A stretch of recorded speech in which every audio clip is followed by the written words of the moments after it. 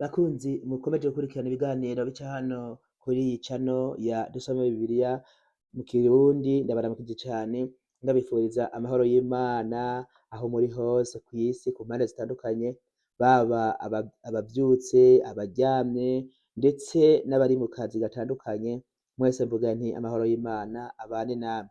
Ndashimiye Imana yo mw'ijuru yo yavyemeye ko ngera kuri iyi saha nziza ngihumeka umwuka w'abazima. Reka mvuge ngo ni isaha nziza kuko ni isaha ndi imbere y'Imana, ni isaha ndiko nitegura gusangira ivyera vyayo ndetse n'abantu Imana yashimye ko bokurikirana uru rubuga, baba abamaze kuronka zimwe muri izi nyigisho ndetse baba n'abandi bazozironka mu mezi ari imbere, mu myaka iri imbere, nizere ko Imana ikomeje kubarinda. Hanyuma igituma mvuze ngo ndashimiye Imana cane nuko isaha yose uba umaze ni ivy'igiciro cinshi kugira ngo ushime Imana. Hari benshi akarorero nk'ubu twebwe mu gihugu ndimwo tugeze isaha 8:45 z'ijoro. Ni ukuvuga ngo hari benshi baryamye basenze bavuga bati Mana niwatwemerera kubona igitondo ciza turabigushimira, ariko bitakunze ko babona igitondo ciza. Jewe rero kuba umunsi watambutse wose Imana yavyemeye ko ndi mu buntu bwayo, nkabandanya mpema umwuka w'ubuntu, ntaco nayihaye haba namba, nuko kandi ikaba ingejeje no kuri aya masaha, nabwo nyene ndabishimira Imana kuko nukuri ivyo Imana iturinda ni vyinshi, nuko gusa itaduhaye amaso y'impwemu. Hari abayafise, simvuze ko bose batayafise, ariko nubwo bayafise ntabwo akora nk'uko ay'umubiri akora. Urabona ay'umubiri uko akora, usinziriye niho aba atakazi afise, uba usinziriye nyene. Nubwo usanga benshi dusinzira tukarota turi mu bihugu bitandukanye, tukarota turi mu buzima butandukanye nubwo twarimwo, ubuzima bwiza, abandi bakarota bari mu buzima bubi, abandi bakarota bahigwa n'ibikoko bitandukanye, ariko aya maso y'umubiri akora igihe gito, ariko amaso y'umwuka iyo ukanura arakora, iyo usinziriye agakora umwanya wose. Imana igomvye kugutembereza, waba ukanura waba usinziriye iragutembereza ikakwereka ibiri hirya y'ubu buzima. Ari nazo mpamvu mvuga ngo kuba dufise aya maso y'umubiri atabona kure ngo tubone ivyo Imana iturinda, tubone amasanganya abansi bacu badutegurira, satani adutegurira n'abadayimoni badutegurira uko bukeye uko bwije, ivyo nivyo bituma dukwiye gushima Imana yoyo iturenganisha ivyo vyose, nubwo hariho benshi usanga bitaba vyakunze ko babirengana bigahitanwa nabo. Imana rero novuga ngo ihabwe amashimwe n'icubahiro. Nshimire nawe kandi wakoze subscribe kuri iyi channel ugafungura n'inzogera kugira ngo igihe cyose naprodinze ubutumwa bwiza uca ubona message ikubwira ko ndabushizeko ugaca ubwumviriza. Nshimire kandi nawe ukora uko ushoboye ukabusangiza abandi, kuko wamaze gutahura intego y'iyi channel, kuko wamaze gutahura intego y'uyu murongo. Intego yayo ivuga ngo ubutumwa bwawe Mana nibukwire hose kure hashoboka. Nk'uko isinzi ry'abarundi ryasabagiye mu mpande zitandukanye z'isi, niko intego y'iyi channel nayo ari kugira ngo umwe wese ahari yumva ururimi mvuga, iri jambo rimushikire, dusangire amajambo y'Imana. Suko aba adafise amajambo menshi asanzwe yarumvise, suko aba adafise Bibiliya mu nzu ngo aba ayisoma kenshi gashoboka, suko aba ari jewe jenyene ndi umuvugabutumwa nkwiriye kugira ngo mbwire bose ubutumwa bwiza, oya haba namba, ariko ni kugira ngo nanje mbe muri ca gitigiri ca babandi bumvise rya jambo Yesu yavuze muri Matayo 28:19, arungika intumwa ngo nuko nimugende. Ntabwo yigeze abwira ngo Petero nugende Yohana asigare, ntabwo yigeze avuga ngo Mariko nagende Luka asigare, oya haba namba. Yavuze ngo nuko nimugende mwese muri rusange. Eka na wewe uriko uravyumva, impamvu ndabashishikariza kugira ngo mukore share, musangize inshuti n'abagenzi ubutumwa bwiza, ni ukugira ngo iri jambo dukomeze turishigikire. Nuko nimugende, nawe ijambo uba wahawe ukaba ufise uburyo bwo kurivuga, urahawe ikaze kugira ngo urivuge nawe. Ikindi kandi hari groupe ya WhatsApp nafunguye y'inshuti z'ubutumwa bwiza, ni ukuvuga ngo ntabwo ari abansi b'ubutumwa bwiza, ni inshuti z'ubutumwa bwiza. Ndaja kugerageza nshire link y'iyo groupe muri description kugira ngo umuntu yifuza ko twoza turasangira ijambo ry'Imana, umuntu yifuza ko twoza turaganira ku biganiro bitandukanye bivuga Imana, nuko ashobore kuba yojoyininga iyo gurupe. Jewe rero mugiye kubana kuri iyi mikoro nitwa Niyitegeka Samuel nk'ibisanzwe, akaba ari jewe tuza kubana kuva dutanguye iki cigwa gushika tugisozereye. Imana niyavyemera tukagisozera amahoro, kandi nzi neza kwiza kuvyemera. Ku cigwa dufise uyu munsi tuza kuganirira hamwe amajambo y'Imana yisunga ku majambo y'Imana tumaze iminsi tuganira. Mu cigwa catambutse twaganiriye ku cigwa kivuga ngo girira imbabazi uwugucumuyeko niho nawe uzozigirirwa. Twarabonye imirongo iri muri Mika 6:8, nuko turabona muri Zaburi 118:4, Zaburi 108:4, turabona mu Migani 16:6 n'iyindi mirongo. Ico cigwa uze gusubirayo ukirebe. Hanyuma ku cigwa cakurikiyeko twabonye icigwa kivuga ngo kuvuka ubwa kabiri, nuko bigereranywa n'icaremwe gishasha. Kuri uyu munsi rero, iyo umaze kwinjira muri izo nzira zose maze kudodagura, uca uhura n'ibigeragezo bitandukanye, nk'uko Yesu Kristo umwami wacu amaze kubatizwa ako kanya nyene ava mu mazi, kubera ko ariho yari amaze kubwira Yohana ngo bikunde kugira ngo dushitse ukugororoka kose. Iyo ushikije ukugororoka kose rero, Satani ntavyishimira, aca agerageza akakugwanya uko bishoboka kose. Rero Yesu umunsi ashitse ukugororoka kose, umunsi abatizwa, si uko Yesu atarasanzwe ari umugororotsi, ariko impamvu yabatijwe mu mazi kwari ukugira ngo n'abantu twese tumukurikiye, nk'uko Yohana 14:1 havuga ngo ntimuhagarike imitima yanyu, mwizere Imana nanje munyizere, ngo imuhira kwa Data ngo hari amazu menshi, muze mubandanye musome ico gice ngo mwumve, ngo iyaba atahariyo ngo mba nabibabwiye, ngo ariko ko agiye kubategurira hanyu, ngo nzogaruka ndabajane kugira ngo aho ndi namwe abe ariho muba. Yesu niwe nzira n'ukuri n'ubugingo ku bantu twese tumwizeye, kandi ntawe ushobora gushika kwa Data atamujanye, ntawe ushobora gushika ku Mana yacu atamuciyeko. Rero umunsi Yesu abatizwa kugira ngo ashitse ukugororoka kose, kugira ngo twese abamukurikiye dushitse ukugororoka kose, ni ukuvuga ngo uwo munsi nyene niwo munsi ngo yaciye atwarwa mu bugaragwa. Amaze gutwarwa mu bugaragwa, ngo amara imisi 40 n'amajoro 40 yisonzesheje, ngo abona gusonza. Ico gihe giheze rero, mw'iyo nzara, nuko mw'iyo nyota maze ibaze kumara imisi 40 n'amajoro 40, kubera ko yari umwana w'Imana, ivyo yarabishoboye. Ariko twebwe muri iki gihe ntavyo twoshobora. Usanga n'umuntu agerageje amara imisi 3, 4, nuko akabona gucika intege, akagira inyota mu mihogo hakuma. Ariko Yesu kubera ko yari umwana w'Imana, yari ubushobozi, kwari kugira ngo atwereke ko navyo bishoboka. Amara imisi 40 n'amajoro 40, nuko ngo abona gusonza. Ntibivuze yuko iyo misi atari kuyirenza, ntibivuze yuko ayo majoro atari kuyarenza, ariko niko ivyanditswe bivuga ngo iyo misi 40 n'amajoro 40 biheze abona gusonza, nuko ngo Satani aza kuriwe kugira ngo amugerageze.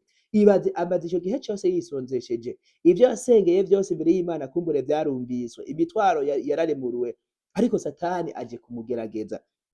None rero natwe ni ukuvuga ngo kuri uyu munsi turiga ku ijambo ry'Imana rivuga ngo ijambo ribohora umutima ubabaye, ijambo ribohora umutima utunuye. Kuri wewe wamaze gusenga Imana, ukakira umwami Yesu mu bugingo bwawe, ukaba hari vyinshi cane wagiye uraheba, nuko hakaba hari vyinshi biranga umunezero w'iyi si wewe wirengagije, ukavuga uti kugira ngo nkurikire Imana yanje ibi nditandukanije navyo. Rero kubera ko hari inzira uriko uracamwo Imana ishaka, Satani ntakwishimira haba namba, agerageza gukora uko ashoboye kose kugira ngo aguteshe intumbero. Ni nazo mpamvu mu cigwa c'uyu munsi tuza kurabira hamwe, wewe wamaze kugira ivyizigiro bike, wewe wamaze kubura amahoro mu mutima, wewe wamaze kumva ucitse intege, ukumva usubiye inyuma, iri jambo ni iryawe kugira ngo rikubohore, riguhumurize ko Imana iri kumwe nawe itagutaye. Reka ataco ndagera mvuga, tubanze dusenge Imana. Mwami Imana yacu uri mw'ijuru, Mwami ugira neza, turagushimiye turagukengurukiye ko ari wewe uri Imana ivuga, ikora, kandi ishitsa amasezerano yagiye isezeranira abana bayo. None nyakubahwa, turagushimiye turagukengurukiye ko ari wewe wemeye ko tugera kuri iyi saha nziza, isaha yo kuba turi imbere yawe twumviriza ku vyera vyawe. None turaciye bugufi Mwami, dusaba kugira ngo ubanze utweze dutunganye mw'izina rya Yesu Kristo, kuko tuzi ko turi muri yasi yanduye, yasi irimwo imibabaro n'agahinda, yasi irimwo vyinshi biduhiga bikadusubiza inyuma Mwami. Nuko ndakwinginze kugira ngo Mwami ubanze utweze dutunganye, utugirire neza muri vyose na hose. Hasigaye tugeze mu mwanya w'ijambo ryawe, ndasavye kugira ngo mpwemu wawe yera abe ari we amanuka asobanurire buri muntu wese tugiye gusangirira ijambo, kuko ku bwanje nta siguro mfise nosigura kugira ngo uyu muntu atahure, ariko mpwemu wawe yera arashobora gutahuza buri muntu wese agatahura. Nizo mpamvu ndakwinginze kugira ngo iri jambo ku vy'ukuri nk'uko rivuga ngo ni ijambo ribohora imitima yabaye, imitima ituntuye, ndakwinginze kugira ngo urishiremwo ububasha wenyene Mana, kugira ngo ribohore imitima yose yamaze kwiheba, maze mw'izina rya Yesu Kristo umwanya wose tuza kumara imbere yawe, tuze kuba turi kumwe nawe kandi udushoboze muri vyose na hose, mw'izina ryawe ryera Yesu Kristo, amen. Hanyuma ndabaramukije kandi ndabaha n'ikaze mu kiganiro c'uyu munsi. Nk'uko mwavyumvise, tugiye kuganira kw'ijambo ribohora umutima ubabaye, nk'uko Yesu ubwiwe, Yesu umwami wacu ari we yihamagariye abananiwe n'abaremerewe. Kubera iki none? Reka tubanze turabe mbega iryo jambo abananiwe n'abaremerewe ryaturutse hehe? Ibaze muri Matayo igice ca 11 niho tugiye guhera, turasoma umurongo wa 28 tugere ku wa 30. Ku murongo hejuru y'umurongo wa 28, kubera ko iki gice co muri Matayo 11 umurongo wa 25 hejuru yaho niho handitse ngo Yesu ahamagara abananiwe n'abaremerewe. Birashika muri ubu buzima uriko uracamwo ukumva urananiwe, ukumva uraremerewe. Ntabwo ushobora kunanirwa utakoze, ntabwo ushobora kuremererwa utikoreye. Bivuze ngo igituma hano ijambo rivuga ngo ijambo ribohora imitima ibabaye, ni kubera ko urugendo rwo kuja mw'ijuru ntabwo rugendwa n'amaguru, ntabwo rugendwa no gufata itike ngo wurire uve mu gisagara kimwe uje mu kindi, ntabwo rugendwa no gufata itike y'indege canke y'imeri canke y'ibote ngo wurire uve mu gihugu kimwe uje mu kindi. Oya, haba namba. Ni urugendo rugendwa n'imitima yacu, ni urugendo rwo mu buryo bw'impwemu, ni urugendo ugenda utigeze uva muri karitiye, ni urugendo ushobora kugenda wavukiye mu ntara runaka ukazorinda upfa ariyo ntara ukirimwo, warimburiye muri yo, wararivye muri yo, waravyariye muri yo, nuko warashingiwe, warashingije, wararose abuzukuru n'abuzukuruza uraho nyene, ariko wakoze ivy'Imana ishaka, waravuze ubutumwa mu nsengero zitandukanye zo mw'ico gisagara nyene urimwo, nuko Imana ikakwishimira ikaguha ijuru, kubera ko urugendo rwo kuja mw'ijuru wagwitwayemwo neza kandi utigeze wimuka ngo uvuye aho usanzwe uba. Urugendo rwo kuja mw'ijuru rero ni urugendo rw'imitima, ariko nubwo ari urugendo rw'imitima duhura na vyinshi bidukomeretsa imitima, duhura na vyinshi bidutuntuza, duhura na vyinshi bitugerageza mu bigeragezo umuntu agenda aracamwo ni vyinshi cane. Ariko rero ngiyo wavyihanganiye urugendo rwawe rurabandanya rukamera neza. Iyo rero Imana ibona nuko ngo bigiye kugutsinda, bigiye kukunesha, niho Yesu aca avuga ngo nimuze kuri jewe. Hano iri jambo rivuga ngo Yesu ahamagara abananiwe n'abaremerewe. Wewe wihanganira ibigeragezo, iri jambo Yesu ntabwo yahamagaye wewe. Oya, wewe wumva ukomeye mu Mana, ukumva uvuga uti jewe ivyonshikira vyose ndaremye, ntaco nzoba niyo hogira ico noba, kandi nishigikije rya jambo rivuga ngo harahirwa bapfa bapfira mu mwami. Nuko iryo jambo rero wewe ntirikuraba, kuko Imana irazi urugero uriko.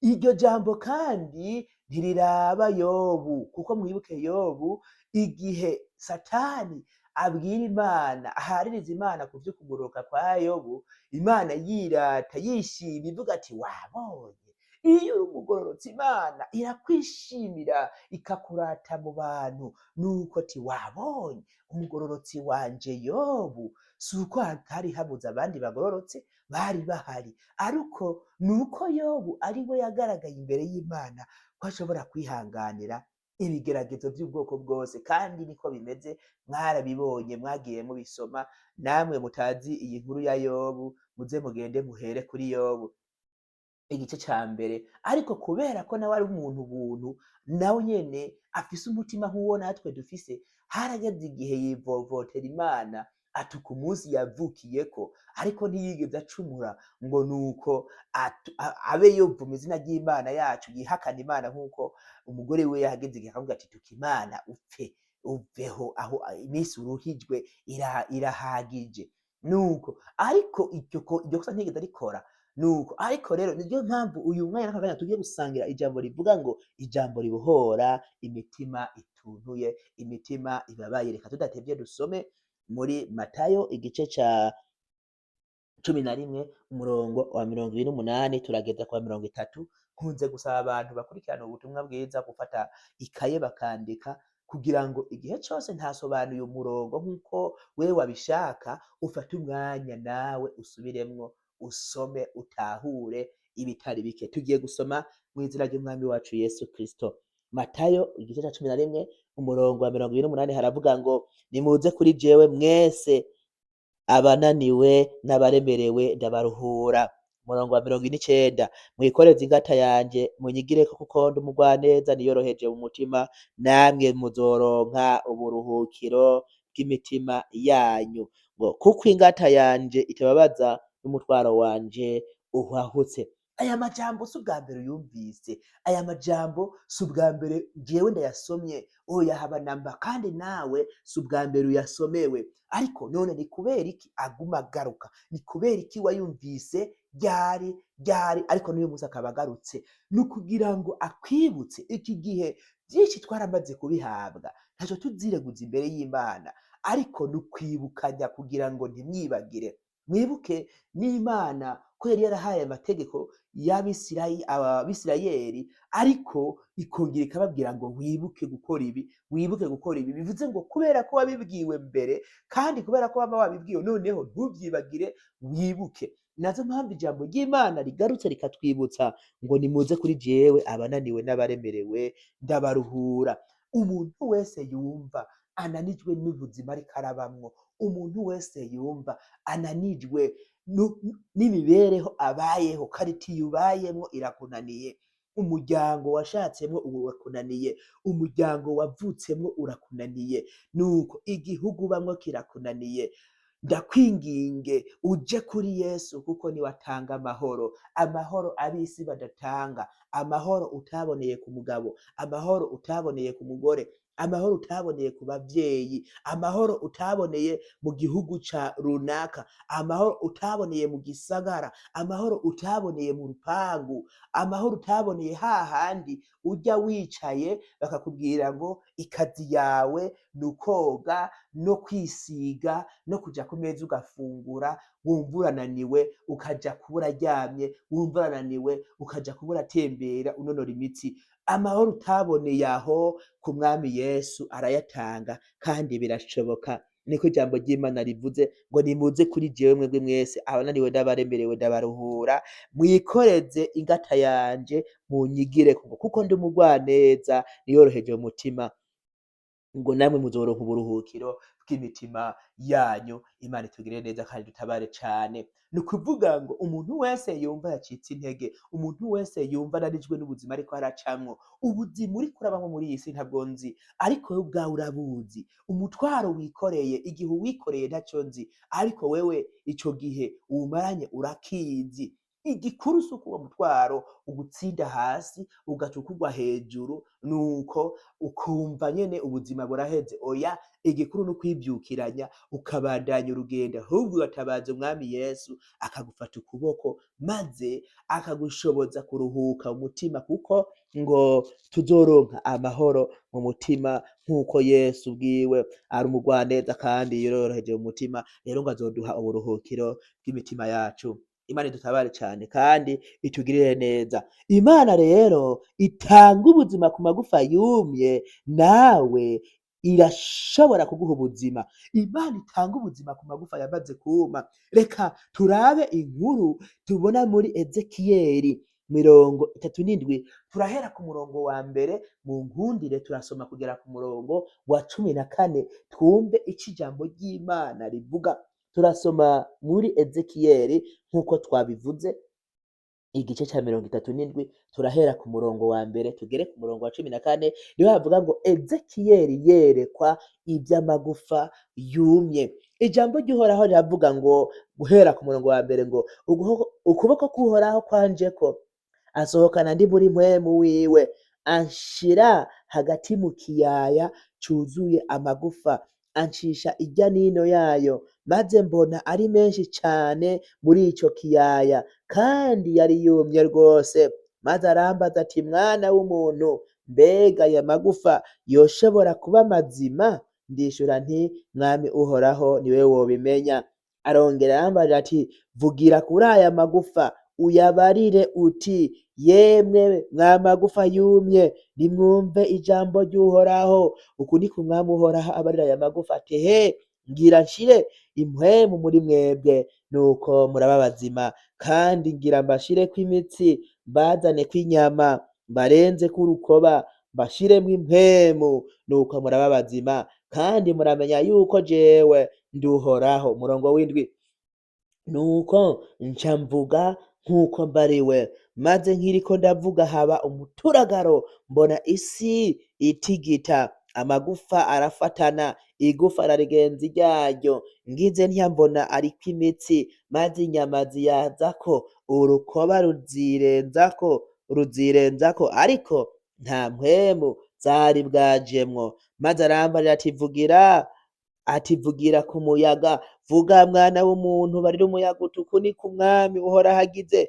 ati, ngwino muve mu miyaga ine, mwa mpwemu muhumekere kuri abo bishwe babe bazima. Nuko nca mvuga nk'uko ambariye, impwemu zibinjiramwo baba bazima, baravyuka barahagarara ari ingabo nyinshi cane. Umurongo wa 11, nuko arambarira ati, mwana w'umuntu, ayo magufa niwo muryango wose wa Isirayeli. Ehe, baravuga bati, amagufa yacu arumye, n'ivyizigiro vyacu birabuze, turashize rwose. None vuga ubabarire uti, uku niko umwami Uhoraho agize ati, he, nzorangaza imva zanyu, mbaduze muve mu mva zanyu mwa bantu banje, kandi nzobashikana mu gihugu c'Ibwisirayeli. Umurongo wa 13, nuko muzomenya yuko jewe ndi Uhoraho, igihe nzoba ndangaje imva zanyu nkabaduza, mukava muri zo mwa bantu banje. Umurongo wa 14 nawo wanyuma dusezerezako,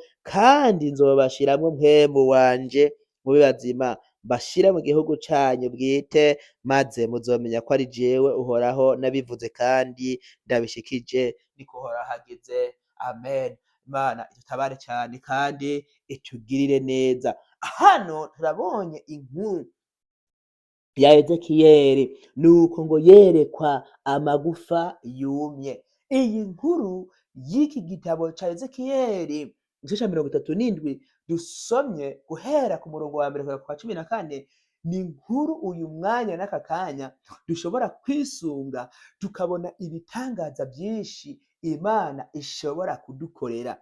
Ibaze ngo Ezekiyeli yeretswe ikiyaya. Ikiyaya n'ahantu hameze nko mu mwonga, ni ukuvuga ngo ushobora kuva mu kiyaya ukaduga umusozi, waba umusozi uwubona iburyo bwawe, canke uwubona ibubafu bwawe, canke uwubona imbere yawe, canke uwubona inyuma yawe. Nuko aho imisozi ihurira, hari igihe usanga ari ikiyaya kimeze neza, ushobora kugenda umwanya munini. Ni ukuvuga ngo ku bantu barimye mu myonga, iriya myonga bateramwo sinzi mu ndimi zitandukanye, hariho abayita ngo ni mirenzo, hariho abayita ni mu masebura, bitewe n'ahantu umuntu wese yagiye araba.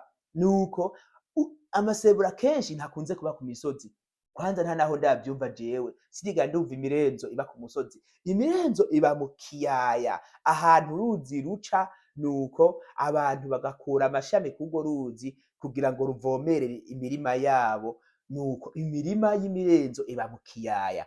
None rero ngo Ezekiyeli yeretswe ikiyaya kirimwo amagufa yumye, amagufa y'abantu biciwe ku misozi, nuko imisozi itandukanye, imvura yagwa inkukura igatwaza ayo magufa yose, gusendanisha kw'amazi kukayamanukana kukayageza mu kiyaya, nuko kuyagejeje mu kiyaya kubera ko amagufa ageze muri ca kiyaya ahantu hatamanuka, bikaba ngombwa ko yose yirunda uruhande rumwe. Kandi urumva ko kubera baba ari abantu benshi bagiye baricwa batandukanye, ntabwo igufa ryose rimanukana na rigenzi ryaryo, oya haba namba. Nk'akarorero urabona ko ku mubiri w'umuntu umutwe nico gihimba wogira ngo kimeze nk'umupira, uyu mupira abantu bakina. Rero umutwe bitewe nuko uforomye nta nyama nyinshi ziriko, niyo uwukandakanzeko, ubu tuvugana je ndiko ndakandakanda ku mutwe wanje numva wogira ngo ni ibuye nikoreye. Rero iyo umuntu apfuye aka gasato kakamara kuvako, hasigara ibigufa gusa, bivuze ngo harashobora no guhuhuta igihuhusi gikomeye, ugasanga nk'imitwe y'abantu bapfuye niyo yabanje kugera imbere muri ico kiyaya igacangacangana, nuko ukaba utomenya ngo uyu mutwe wari uwa kanaka wari uwa kanaka. Ariko ijambo ry'Imana rivuze ngo nuko umurongo, reka turebe ku murongo wa gatatu, maze arambaza ati mwana w'umuntu, mbega aya magufa yoshobora kuba mazima? Ico gihe Ezekiyeli kubera ko ari ibintu yumva muri we bidashoboka, atawari bwabibone, yarishuye inyishu nziza cane, nuko ngo ndishura nti mwami uhoraho, niwe wobimenya. Arongera arambarira ati vugira kuri aya magufa uyabarire uti yewe magufa yumye, nimwumve ijambo ry'Uhoraho. Uku niko umwami Uhoraho abarira aya magufa ati ngira nshire impwemu muri mwebwe, nuko muraba bazima. Rero ni ukuvuga ngo aya magufa nubwo yari yumye, Imana yategetse Ezekiyeli kuyabwira. Nuko iri jambo risobanura gute? Mwibuke ko intego y'iri jambo ry'uyu munsi rivuga ngo ijambo ribohora umutima ubabaye. Umutima wawe urababaye, umutima wawe uratuntuye, ariko nubwo hari byinshi byatumye umutima wawe wuma, nuko nagira ndakubwire ngo ivyo bibazo vyatumye umutima wawe utuntura navyo birumva. Ikibazo gusa nuko tubikankamira tutizeye, nk'uko abigishwa nagiye ndabivuga mu vyigwa vyatambutse, nk'uko abigishwa bagize ubunyantege nke, hagera igihe bakabwira Yesu uti mbega ni kuki twebwe tubwire abadayimoni ngo nibave mu muntu ntibavemwo, mbega bimeze gute? Yesu arababwira ati reka ndababwire, abadayimoni bameze gutya, bari mw'izi nzira zimeze uku, nta kindi kibakura mu muntu uretse gusenga no kwisonzesha. Gusenga bifise ububasha, isengesho n'urufunguruzo rwugurura inzira y'ibisubizo bikaza, inzira y'ibibazo ikugagwa. Wewe rero wasenze ugasenga igihe kirekire, wavukiye mu muryango w'abakristo urasenga, wavutse usanga mu nzu iwanyu muri abapagani, ariko umaze gukizwa ugira imbaraga zidasanzwe, urasenga, ariko ubu tuvugana hari ibigeragezo vyagushitseko, wumva urihevye usubiye inyuma, nuko wumva umutima wawe urababaye, usigaye wicuza uvuga ati mbega Mana warantaye bimeze gute? Nagira ndakubwire ngo ivyo bibazo uriko urahura navyo birafise amatwi birumva. Igisigaye gusa nuko ugira ukwizera muri wewe, igisigaye gusa nuko ugira inkomezi zo gusenga, ukumva ko ibibazo uriko urabwira vyumva kandi ko vyiteguye kuguhunga. Nuko ngo yewe mwana, ngo yemwe mwa magufa yumye, nimwumve ijambo ry'Uhoraho. Nanje uyu mwanya n'aka kanya ndakubwira ngo fata umwanya ubwire ibibazo bikwizingiriyeko uti nimwumve ijambo ry'Uhoraho, nimwumve ico Imana ivuga ku bibazo bikwizingiriyeko. Nzi neza ko utari sudire w'ingwara, nzi neza ko utari sudire w'ubukene, nzi neza ko utari sudire w'ubuzima bubi, nzi neza ko utari sudire w'urushako rubi, nzi neza ko utari sudire w'ubugumba, nzi neza ko utari sudire wo kubura umugabo, nzi neza ko utari sudire wo kubura umugore, nzi neza ko utari sudire wo gushaka ugapfakara canke ugapfakaza, nzi neza ko utari sudire wo kwama wavyaye abana b'intumva, nzi neza ko utari sudire wo kwama wavyaye abahungu gusa kandi kandi kumbure ushaka kuvagirwa n'abakobwa nabo ukaronka uruvyaro impande zose, nzi neza ko atari wewe wasinye kontara yo kugira ngo wame wavyaye abahungu gusa kandi kumbure wipfuza n'abakobwa. Mw'izina rya Yesu Kristo nzi neza ko atari wewe uri sudire wo kwama mu bibazo vy'urudaca, mbere ugashika n'igihe ubura amafaranga yo kwishura inzu ubamwo, ugashika n'igihe ubura amafaranga yo kwishura ishure wigamwo, ugashika n'igihe ubura n'amafaranga yo gukotesha indimiro woja kubamwo, ugashika n'igihe wewe uri umugabo Imana yaguhaye umuryango kugira ngo uwugabe, uwuganze, uwugaburire, ugashika n'igihe ushikirwa no kubura amafaranga yo kuba wogaburira umuryango, wosumira umudamu n'abana, ugashikirwa n'igihe co kubura amafaranga yo gusumira abana wasigaranye umugabo wawe yarapfuye, ugashikirwa n'igihe co kubura ibitunga abana bawe umufasha Imana yaguhaye yarakwitangiye imbere. Ibibazo wagiye uhura navyo ni vyinshi cane, mw'izina rya Yesu Kristo ntabwo uri sudire. Rero nico gihe co kugira ngo uhagarare ushikame, wumve ko ibibazo vyose vyakwizingiriye ko atari sudire, ahubwo ko igihe kigeze kugira ngo biguhunge. Nuko rero ngo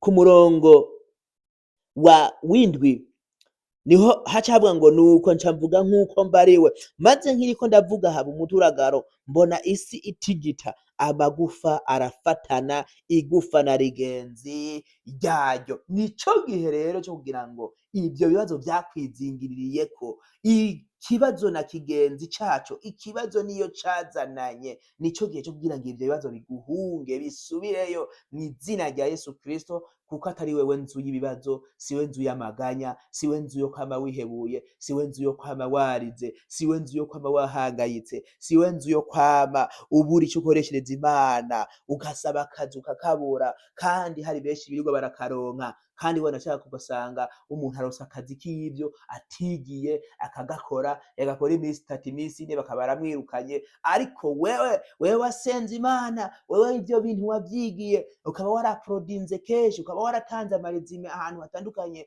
ukabura akazi. Nico gihe co gusaba Imana tuvuga ati Imana ndagomba ko imiryango yo kuronka akazi yuguruka, imiryango yugaranira ibibazo yuguruka, maze ivyugaranire kure yanje, bityo nanje umutima wanje uronka amahoro. Imana idutabare cane, Imana itugirire neza, Imana itugirire neza. Nuko muri Yesaya 41 umurongo w'icumi ngo ntutinye kuko Imana iri kumwe nawe. Reka tuhasome twumve ukuntu havuga. Yesaya, reka dusome muri Yesaya, mumfashe dusome muri Yesaya igice ca 41, reka turasoma ku murongo w'icumi tugeze ku w'icumi na gatatu, twumve uko Imana itubwira.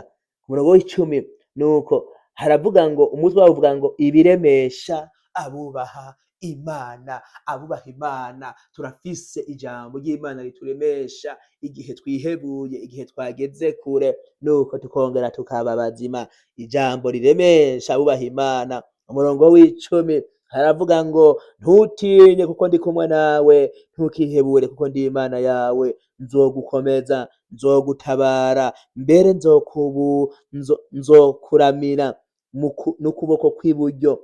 Reka dusubiremo umurongo w'icumi, haravuga ngo ntutinye kuko ndi kumwe nawe, ntukihebure kuko ndi Imana yawe, nzogukomeza, nzogutabara, mbere nzokuramira n'ukuboko kw'iburyo kukugororoka kwanje. Umurongo wa 11, abakurakiye bose bazoteterwa bamaramare, abagutonganya bazocika ubusa baranduke. Umurongo wa 12, abaguhaririza uzobarondera ubabure, kandi abakurwanya bazocika ubusa bakamangane. Umurongo wa nyuma duherejeko, kuko jewe Uhoraho Imana yawe nzogufata ukuboko kw'iburyo, nkubwire nti ntutinye, ndagutabara. Imana idutabare cyane kandi tugirire neza. Wewe wihebuye, wewe wumva unanijwe n'ubuzima, wewe wumva ivyizigiro vyo kuba muri iyi si vyaheze, ugeze ku rwego rwo kuba wokwisabira gupfa, ugeze ku rwego rwo kuba wovuga uti Imana icompa ugashira iherezo ku bugingo bwanje, nagira ndakubwire ngo ntiwihebe kuko Imana iri kumwe nawe, ntiwihebe kuko Imana ivyo uriko uracamwo vyose itabibona. Mwibuke Imana yacu turayisenga, ariko yoyo yishurira igihe cayo, nk'uko Umusiguzi 12 Umusiguzi yabivuze. Reka tubanze turabe aha hantu, munkundire turabe aha hantu, nuko ngaha muri Yesaya 41 turaza kuhagaruka, turabe umusiguzi, turabe ico Imana yavuze. Umusiguzi igice ca gatatu, nuko duhere ku murongo wa mbere, niho havuga ngo ikintu cose cashingiwe igihe caco, kandi dusomye ku ndangamajambo y'aho hantu havuga ngo Imana yashingiye ikintu cose igihe caco. Imana ikintu cose kiriko kirakubako suko itakibona, oya haba namba, suko itakizi, ariko hari igihe yagishingiye co kukumarako, hari n'igihe yagishingiye co kugira ngo ube watabawe. Umurongo wa mbere mu Musiguzi 3 umurongo wa mbere ngo ikintu cose cashingiwe igihe caco, kandi igikorwa cose munsi y'ijuru gifise akanya kaco. Ntabwo ari wowe wisudire w'ibibazo, oya haba namba, ntabwo ari wowe wisudire w'amaganya, haba namba, ntabwo ari wowe wisudire wo kubura uruvyaro, oya haba namba, ntabwo ari wowe wisudire w'ubukene bukabije, ntabwo ari wewe wisudire nuko wo kwama mu madeni y'urudaca, oya, igihe cose, ikintu cose gifise igihe caco. Nuko harabandanya ku murongo wa kabiri ngo hari igihe co kuvuka n'igihe co gupfa, kandi koko niko bimeze, igihe co gutera n'igihe co kurandura ivyatewe, niko bimeze. Abarimyi murabizi ko hari igihe co kuja guteragira mu ndimiro zacu, n'igihe co kubagara, hakabaho n'igihe co kuja gusarura ivyatewe, igihe co kwica n'igihe co gukiza, igihe co gusambura n'igihe co kubaka, igihe co kurira n'igihe co gutwenga. Uyu murongo ndawukunze cane, ngo hari igihe co kurira n'igihe co gutwenga. Wewe uriko urarira uyu munsi kubera ibibazo vyakubanye umurengera, wumve ngo ntiwihebure, hari igihe co gutwenga kikurindiriye kuri wewe, igihe co kuboroga n'igihe co kuvyina, igihe co gushibura amabuye n'igihe co kurunda amabuye, igihe co kugumbirana n'igihe co kwirinda kugumbirana, igihe co gorondera n'igihe co gutakaza, igihe co kubungabunga n'igihe co guta, igihe co gutabura n'igihe co kubarira, igihe co gusezera n'igihe co gucereza n'igihe co kuvuga. Umurongo w'umunani, igihe co gukundana n'igihe co kwankana. Uyu murongo, igihe co gukundana, hari abantu benshi baba bafise ubucuti budasanzwe, bavuga ngo wewe uri inshuti magara, uri pampe, ariko hakagira igihe bugatandukanywa n'akantu gatoya. Rwa rukundo mwari bukundanye, ya minsi mibi ikabagerako, nuko urwanko rukaza, urukundo mwakundanye uko rwangana, urwanko rukikuba incuro 10. Nuko rero ngo hari igihe co gukundana n'igihe co kwankana, igihe c'intambara n'igihe c'impore.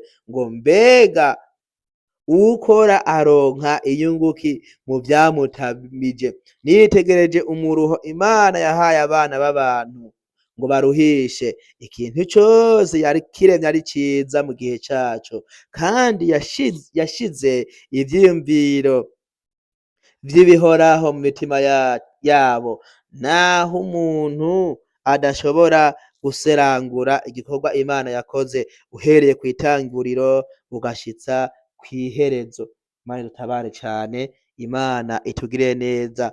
Nuko Imana yo mw'ijuru aba ariyo ikomeza ituremeshe, itugirire neza muri vyose na hose, kandi ikiruta vyose ikomeze yirure imitima yacu, ikomeze itwirure, kuko kubwanje nta majambo nshobora kukubwira ngabe yokwirura, haba namba. Ariko Imana yo mw'ijuru, Imana yo mw'ijuru, nuko ishobora kukwirura, ishobora kukwirura, ikakugirira neza mu byose na hose. Kandi hahandi wari wumva ko wihebuye, hahandi wari kuraririra, ukaba umwe mu bantu baharirimbira. Imana idutabare cane, Imana itugirire neza.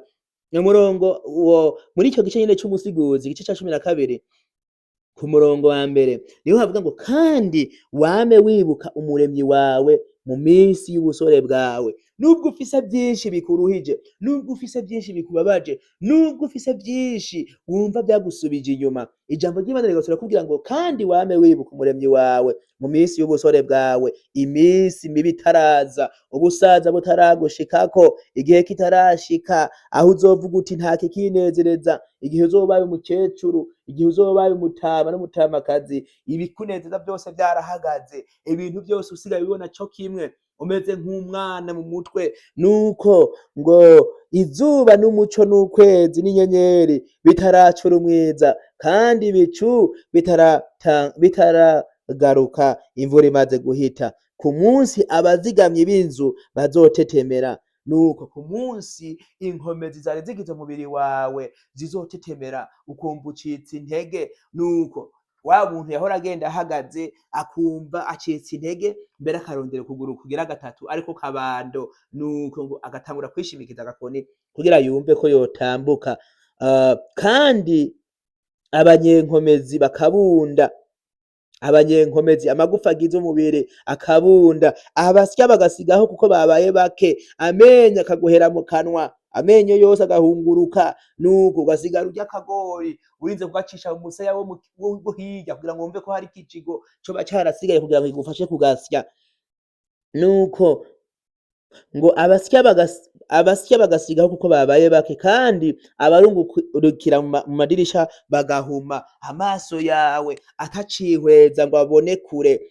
ahasigaye araba ibiyezeri, imiryango iraba ku nzira ikugagwa, ijwi ry'urusyo rikomboka. Ni ukuvuga ngo ca gihe usanga umuntu atamira utwo atamira, nuko ngo agasigara yombotse umusaya mu kuduhekenya, ico gihe rero iyo ugeze mw'urwo rwego uba usigaye utunzwe n'ijambo ry'Imana wakiriye, kugira ngo uze ugere mw'urwo rwego Imana hari byinshi yakoze mu bugingo bwawe, niba igihu ijuru yarariguhaye urindiriye umunsi gusa wo kurijamwo. Rero ngo wame wibuka Imana mu minsi y'ubusore bwawe, kubera ko iri jambo barigereranije n'umuntu ariko arakura, nuko mbere yageze mu zabukuru bakavuga ibintu byose biranga umuntu ageze mu zabukuru, kubera ko iri jambo nuko mu minsi y'ubusore bw'umuntu arico gihe inyambaro zigezweho zitesha abantu umurongo, ugasanga hari abasore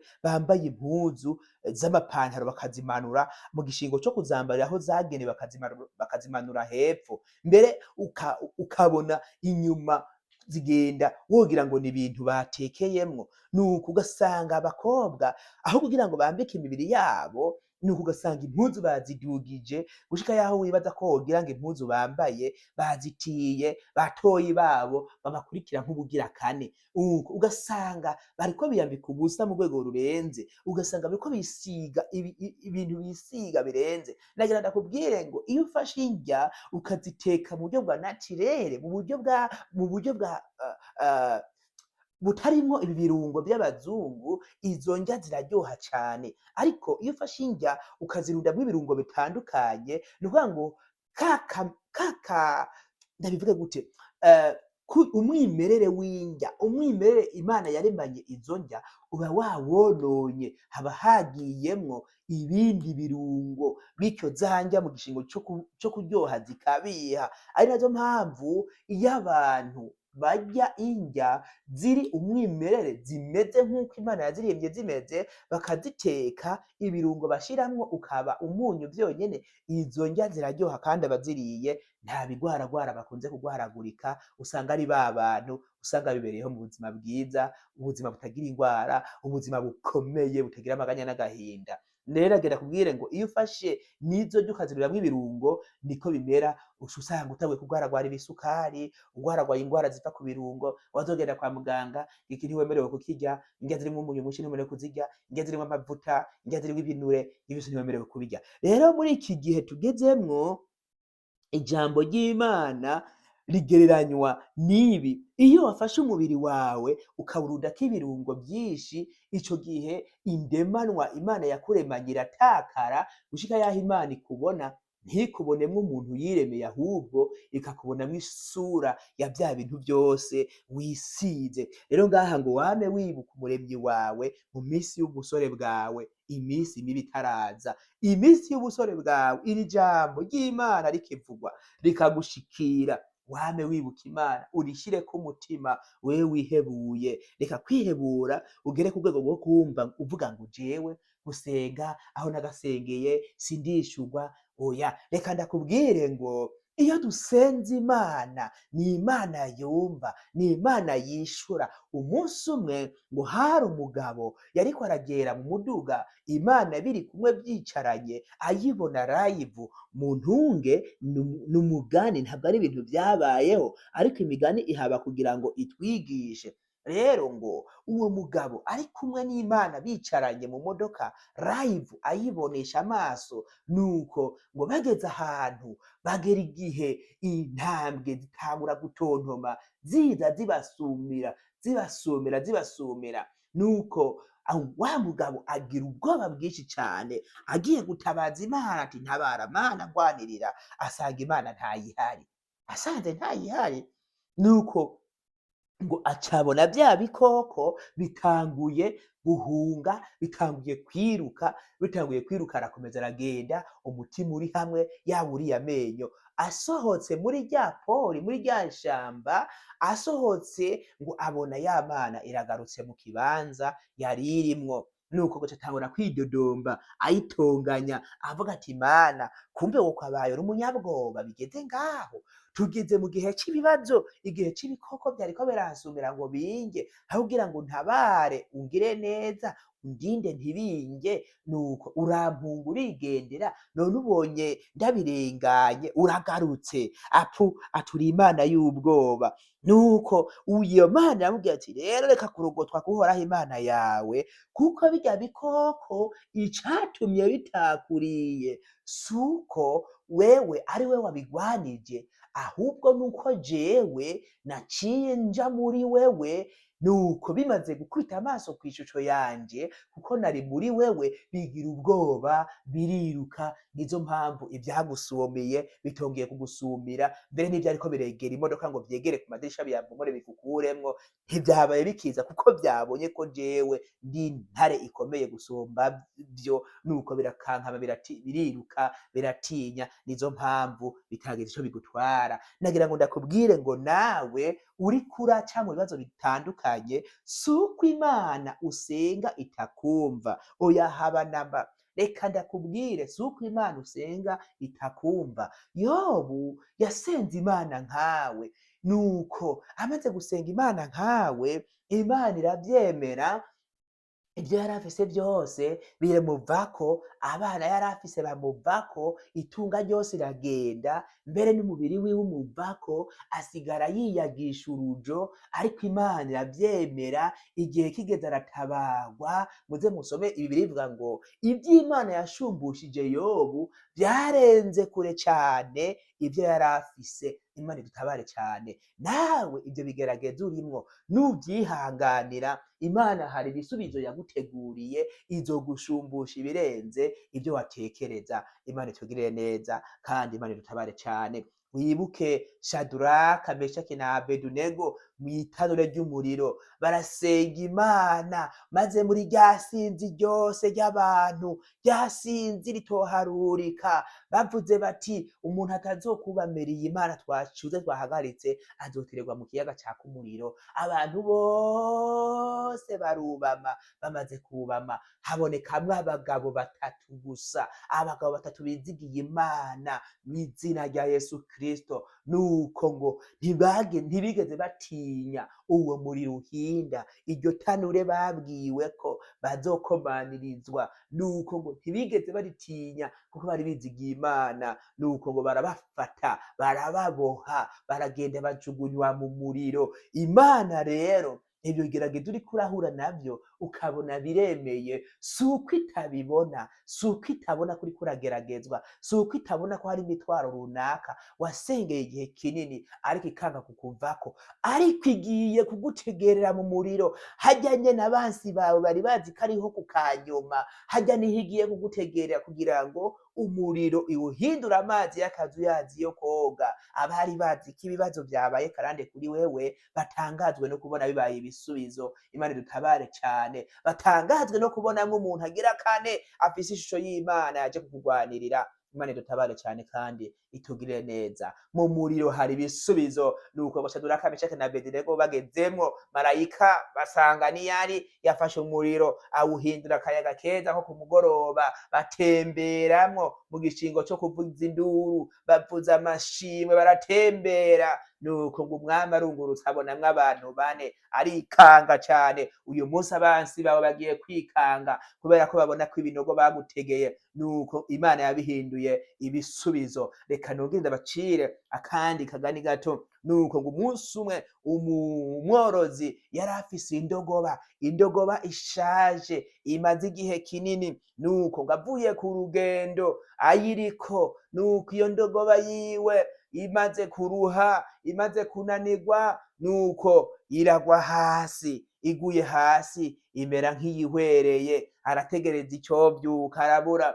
Nuko gaca arabwira abantu ngo bimbe ikinogo kininiya. Nuko iyo ndogoba yiwe bayisunuriramwo. Bamaze kuyisunuriramwo iyo ndogoba, ico bakoze urumva, kubera ko bari bayisunuriyemwo mu kinogo kirekire bamaze kwimba, ntago bari gusiga batagifuriye, yari kuzobora ikanuka, umunuko ugakwira hose, abantu bakanukirwa. Ariko ngo baca baravuga bati nuko rero tugire gute tuyifurire. Baca batangura guterera ivu kuri ya ndogoba. Nuko Imana itanga ubuzima, yongera ubuzima muri ya ndogoba. Akaguvu karaza, irahaguruka. Ivu bariterera kuri yo ikagyikunkumura, igaca irihonyorako, ikaritsindagira gutyo gushika igihe bashidukiye no kubona ikinogo bacyujuje, babona ya ndogoba iravuyemwo. Mw'izina rya Yesu Kristo, nawe ivyo bibazo vyabaye karande kuri wewe, ivyo bibazo abagenzi bawe baguciriye ibinogo kugira ngo bigwemwo, ivyo ayo masengesho mabi bagusengera, ubwo burozi biriko baragutega buri munsi uko bukeye, ubwo busuma biriko barakwagiriza, nagira ndakubwire ngo ivyo vyose Imana iraje ibihindura ingazi. Nuko uzitambukeko ugere ku bisubizo vyawe. Mw'izina ryera rya Yesu Kristo, Imana igiye gutabara wewe ufise umutima wihevye. Imana igiye gutabara wewe ufise umutima utuntuye. Imana igiye kugusubizamwo imbaraga, nuko nawe wongere ube muzima nka ya magufa yumye. Hari igihe umuntu aba mu rushako ugasanga ni nkaho ugereranywa n'amagufa yumye. Hari igihe uba mu muryango ugasanga uwo muryango ugereranywe n'amagufa yumye. Hari igihe uba mu rugo runaka, ku vy'ukuri waba uri umugabo uhabaye canke uri umugore uhabaye canke ari abana bavukiye mw'urwo rugo, haragera igihe bakibaza ati mbega uru rugo nisanzemwo koko bimeze gute? Ukumva ubuze amahoro, ubuze uko uvyifatamwo. Ariko nagira ndakubwire ngo nubwo ubuzima uriko uracamwo bugereranywa n'amagufa yumye, Imana ntabwo yagutaye, ntabwo yaguhevye, ntabwo itakubona, irakubona. Ahubwo ni vya bindi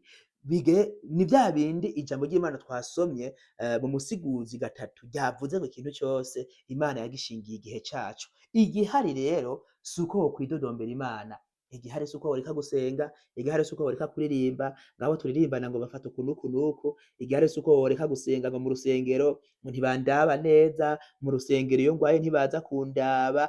Ushaka ko arinda kuraba, reka kugira umwikomo ngo ntibaje kukuraba. Uwo kuraba arahari, ni Kristo, kandi Kristo murabana.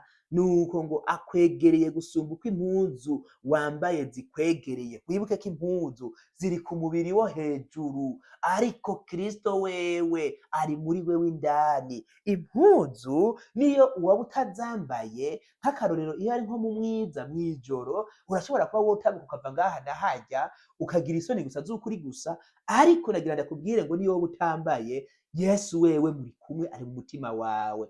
nizo mpamvu Yesu yavuze ngo mbega muzonyubakira inzuki nihe hombera uburuhukiro. Igituma yari abajije uko nuko yarazi neza ko mu nsengero zubatswe n'abana b'abantu, izi dukoresha amatafari, dukoresha sima, dukoresha ivyuma, dukoresha amakaro, dukoresha ibiti, dukoresha ubwatsi, dukoresha amahema, izo zose Yesu ntashobora kuharonka uburuhukiro bukwiye nk'ubwo yoronka mu mitima yacu. Nizo mpamvu ijambo ry'Imana dutegeka gutunganya imitima yacu kugira ngo umwami Yesu abonemo ikibanza, bityo rero ushobore kuronka uburuhukiro bw'umutima wawe kubera ko umwami Yesu ari wo yavyagiyemwo.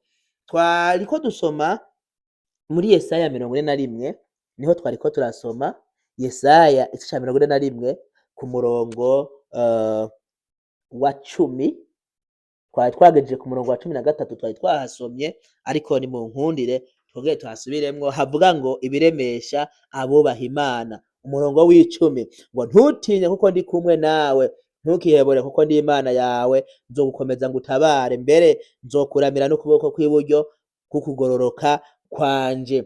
Ngo ehe abakurakiye bose bazotetegwa bamaramare, abagutonganya bazocika ubusa baranduke. Umurongo wa 12 abaguhaririza uzobarondera ubabure, kandi abakurwanya bazocika ubusa bakamangane. Umurongo wa 13 ngo ko jewe Uhoraho Imana yawe nzogufata ukuboko kw'iburyo nkubwire nti ntutinye ndagutabara.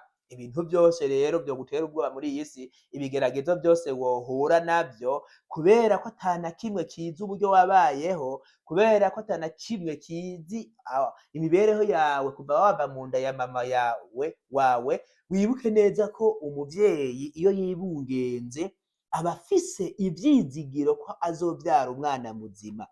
N'abavyaye abana bakavuka bafise ubumuga runaka, abavyaye abana bakavuka ari impumyi, abavyaye abana bakavuka batazoshobora kugenda, abavyaye abana bakavuka ari ibiragi batavuga, abavyaye abana bakavuka ari ibipfamatwi batumva, abavyaye abana bakavukana ibindi bihimba vy'inyongera birenze ivyo dusanzwe tuzi ku bantu. Nagira ndakubwire ngo igihe bari mu nda za bamama babo, abavyeyi babo bari bumva bafise inda nzima, bavuga bati dufise umwana afise ibyangombwa byose bikwiye, nuko ariko igihe kigeze, kubera ko byose ari ibanga ry'Imana, igihe kigeze umuntu abaye kw'isi, nuko ugaca usanga rero yaremwe uko umubonye. Ntabwo bisigura ko Imana yihenze, oya haba namba, ntabwo bisigura ko Imana hari ikintu yakoze yibeshe, oya haba namba. Ibyo ikintu cyose Imana yakoze yagikoreye igihe caco. Hari igihe ushobora kubona ubuzima ubayemwo ukabifata nk'ikigeragezo, kandi ari bwo butabazi bwawe, ni ukuri, kandi ari bwo butabazi bwawe. Imana ikagutabara icishije mu buryo waremwemwo. Nagira ndaguha akarorero nagira ndaguhe nako umugabo umwe yari afise itunga ryinshi cane, nuko amaze kugira itunga ryinshi, nuko ngo arondera umuntu yizeye w'umuhanga, arabaririza akoranya inama, nuko aravuga ati ndakeneye mundondere umuntu aza ngire igikorwa ndamuha.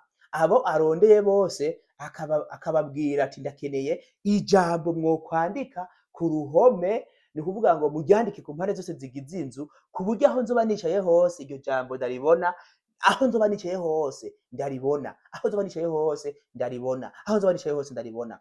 Nuko baragerageza kwiyumvira ikintu bandika, barakibura. Ariko haba umwe ari n'impwemu y'Imana, uwo muntu ari n'impwemu w'Imana, Imana iramugendera imubwira ijambo yo kwandika aho hantu, aca aragenda aryandika mu ndome ziboneka, ijambo rivuga ngo n'ivyo navyo bizohera kuko turacari mw'isi. Nuko iryo jambo uwo mwami baryanditse mw'iyo nzu yiwe, abifata ibisanzwe, arasoma ati n'ivyo navyo bizohera kuko turacari mw'isi. Yumva ntaco rimukozeko cane bikomeye. Ataco rimukozeko cane bikomeye, umunsi umwe umugore wiwe afise isabukuru y'amavuko, nuko ngo aratumiza inshuti n'abagenzi, bararya baranywa, abandi bami nkawe baje kumugenderera, nuko igihe co kuvuga ijambo kiragera, haravugwa amajambo, nawe ahari sinzi ukuntu yararamuye amaso, akubita amaso kuri rya jambo, nuko ngo n'ivyo navyo bizohera kuko turacari mw'isi, nuko ngo ishavu riraziriringa, rimaze kuziriringa aravuga gute, ni gute jewe umwami aganza iki gihugu cose nakoresheje amazimano, nkoresheje amafaranga yanje, nuko nkakoresha, nkaba natumiye aba bantu bose, abami dusangiye imbibe baje turishimanye, mugabo umuhimbiri w'umushenzi aheza kwandika ngo n'ibi navyo bizohera. Kweri ubutunzi bwanje buzohera jewe? Buzohera ndihe ko nzobandanya ndondera? N'igihe nzoba ntakiri umwami, ubutunzi bwanje buzohoraho? Ashobora kumbwira gute iri jambo? Nuko ngo aca aragenda aramufata amushirisha mw'ibohero, amushirishije mw'ibohero, imbere yuko agenda aramubwira ngo mwami wanje, nubwo nshirishije mw'ibohero, n'ivyo navyo bizohera kuko turacari mw'isi. Arushaho gushangashirwa, aca aragenda, agiye nuko harabandanya arabaho mw'ubwo buzima, igihe kimwe ngo abura umwana wiwe w'imfura yakunda cane, amubuze nuko aratakambararira, aravuga ati Mana, kubera iki wemeye kuntwara umwana wanje nkunda, umwana nari narasomesheje mu bigo bikenze, umwana nari mfitiye imigambi ikomeye cane, umwana yari kuzonsimbura ku ngoma, kubera iki uvyemeye ko apfa agenda? Nuko arababara, yanka kurya, yanka kugira ico atamiye, yanka kugira icanywa, agira agahinda, aja kuryama biranka, arabura itiro. Nuko abandi bose bibereye mu vyabo, bamwiruye vyanse, ariko aragendagenda, ashitse muri saro kurya wopfa kuraba aho uhenukiye, nuko akebutse abona rya jambo ngo n'ivyo navyo bizohera kuko turacari mw'isi, ahindukiye aravye inyuma asanga ijambo rimubwira ngo n'ivyo navyo bizohera kuko turacari mw'isi, aravye ibumoso asanga ijambo rimubwira ngo n'ivyo navyo bizohera kuko turacari mw'isi, aravye iburyo bwiwe asanga ijambo rimubwira ngo n'ivyo navyo bizohera kuko turacari mw'isi. Nuko yumva araremye, aravuga ati kumbe igihe c'umubabaro, igihe co gupfusha navyo bizohera, n'ibi byose nuko tukiri mw'isi. Aravuga ngo nimugende muzane wa muntu bashira mw'ibohero ansigurire impamvu yanditse iri jambo. Nuko aca aragenda baramukuzayo, bamukuje araza, ageze ati mwami wanje, icatumye Imana ari iri jambo yampaye kugira ngo ndaryandika ahantu hose uzobona, nuko umunezero wose wogira, nuko nawe uzohera kuko n'uw'isi. Hari igihe umunezero ushobora kuwugira waturutse kuri wa mubi, kandi cabagamije kiba gihari, nuko ariko kubera ko turi mw'isi haragera igihe ugahera. Nuko aramubwira ati kandi n'izi mpfu duhura nazo hazogera igihe zihere kuko zizoherana n'iy'isi. Mw'ijuru nta gupfa kubaho, mw'ijuru tuzobaho ibihe byose tunezerewe, nta mubabaro, nta gahinda, nta gupfusha, nta kurira, nta gusonza, nuko nta kurima, nta kugirana, mw'ijuru tuzobaho ubuzima bwiza. Nizo mpamvu iri jambo Imana ariryo yampaye kugira ngo nandike ahantu uzobonesha amaso, igihe cose ubabaye warisoma ukanezerwa, igihe cose unezerewe warisoma ukababara, kuko uba unejerejwe n'ivyo wateguye. Ariko igituma bizoherana n'iy'isi nuko ivy'Imana iriko iradutegurira arivyo bizotunezera ibihe byose. Imana idutabare cane kandi itugirire neza, kandi Imana ikomeze itwambike imbaraga n'inkomezi. Wewe rero utuntuye, wowe urushe, wowe uremerewe, wihangane, navyo bizohera kuko turacari mw'isi. Reka tubandanye dusome amajambo y'Imana, dusoma muri Zaburi 34 umurongo wa 18 kugera ku wa 21. Turasoma muri Zaburi, mu nkundire abandika mwandike munyarutsa kuko tugiye gusoma imirongo ya Bibiliya itari mike, tugiye kugera ku musozo, ariko turafise imirongo ya Bibiliya tugiye gusoma itari mike, nubwo tutoyisobanurako, ariko ico tugamije gusa nukumvamwo amajambo aduhumuriza mu bigeragezo turiko turahura navyo. Tugiye gusoma amajambo y'Imana, dusoma muri Zaburi 34 umurongo wa 18 tugeze ku wa 21. Zaburi 34 umurongo wa 18 kugera ku wa 21, murantunga, si kugera ku wa 31 ahubwo no kugera ku wa 21. Haravuga ngo Uhoraho aba hafi y'abafise imitima imenetse, kandi akiza abafise imitima ijanjaguritse. Umurongo wa 19, amarushwa y'umugororotsi ni menshi, ariko Uhoraho ayamukiza yose. Umurongo wa 20, azigama amagufa yiwe yose, nta na rimwe rivunika. Umurongo wa 21, ibibi bizokwica umunyakibi, abanka umugororotsi bazocirwa kw'iteka. Imana idutabare cane, Imana itugire neza muri vyose na hose, kandi Imana yo mw'ijuru abe ariyo ikomeza kuturemesha, nk'uko iri jambo ritubwiye ku murongo wa 18 ngo Uhoraho aba hafi y'abafise imitima imenetse, kandi akiza abafise imitima ijanjaguritse. Nawe ufise umutima umenetse, Imana ikube hafi kandi igutabare. Wewe uriko urarizwa n'ibiriko birakubako, Imana ikube hafi kandi igutabare, kuko ngo amarushwa nuko umurongo wa 20 ngo azigama amagufa yiwe, nta na rimwe rivunika. Humura, ibibazo biriko birakubako si ivyo kukwica, ahubwo azokuzigama, nta gufa na rimwe rizovunika. Nuko Imana itutabare cane kandi itugirire neza. Tugiye gusoma mu Bifilipi 4 umurongo wa 4 kugera ku w'indwi. Tugiye gusoma tunyarutsa kugira ngo turangize iki cigwa murihangana, kibaye kirekire, ariko kandi amajambo y'Imana araryoshe, kuko niyo arimwo urufunguruzo ruzotugeza mu bwami bw'ijuru. Abifilipi 4 umurongo wa 4 kugera ku murongo w'indwi.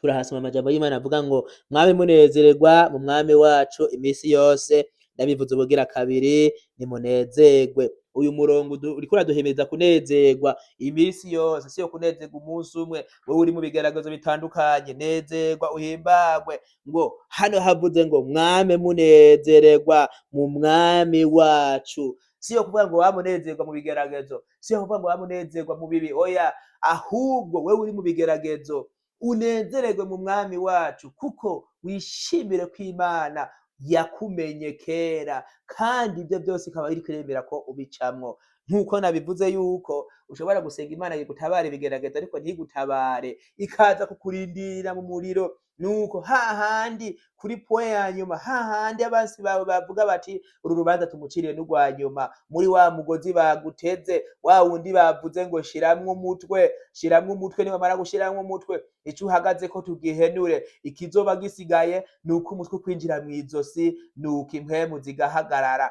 Ariko ico batazi nuko Imana hari ico yateguye ku buzima bwawe. Ico batazi nuko baza gusunura iyo ntebe bakagenda bishimye, bakavuga bati reka dusunure intebe ningoga twiruke. Tumaze kwiruka, nuko ntihagire uwuseruka ngo abone ni twebwe tumumanitse ngo bace badufata baje kudufunga. Ariko ico batazi nuko ico giti bakumanitseko ntibazi imyaka kimaze, ntibazi ubushobozi gifise. Hari igihe ico giti bakumanitseko haleluya, hasigaye iminsi, hasigaye amasegonda make gusa ngo iryo shami bakumanitseko rice ricika kubera ko ryabunzwe, rice ricika kubera ko ryagenyerewe kenshi. Bityo rero uko kwisaganya imitwe nuko uriko urasambagirika, inkomezi uza gukoresha nizo ziza gutuma iryo shami bakumanitseko rivunika. Mw'izina rya Yesu Kristo ubutabazi bwawe burabonetse. Nuko ngo Daniyeli bamuta mu rwobo rw'intambwe, birakunda baramutamwo, ariko Imana iragenda imutegera muri za ntambwe, izibira iminwa y'intambwe, ntihagira na kimwe zimugira, bucara amahoro. Imana idutabare cane kandi tugire neza. Ivyo bigaragaza uriko uracamwo si ivyo kukwica, ahubwo ni imisego iguseguye kugira ngo abanyakibi babone ko ico bashitseko bagishitseko, ariko Imana ntizovyemera kubandanya uba mu bibi. Imana idutabare cane. Reka dusubire muri Zaburi 3:4, nuko dusome umurongo aha twahasomye Zaburi 55, dusome umurongo wa 22 twumve uko havuga. Zaburi 55 turiko turasoma tunyarutsa kugira ngo twihute. Dusome umurongo wa 22, niho havuga hati nuko ngo ukorere Uhoraho umutwaro wawe, nawe azokuramira, ntazokwigera akundira umugororotsi kunyiganyezwa. Amena.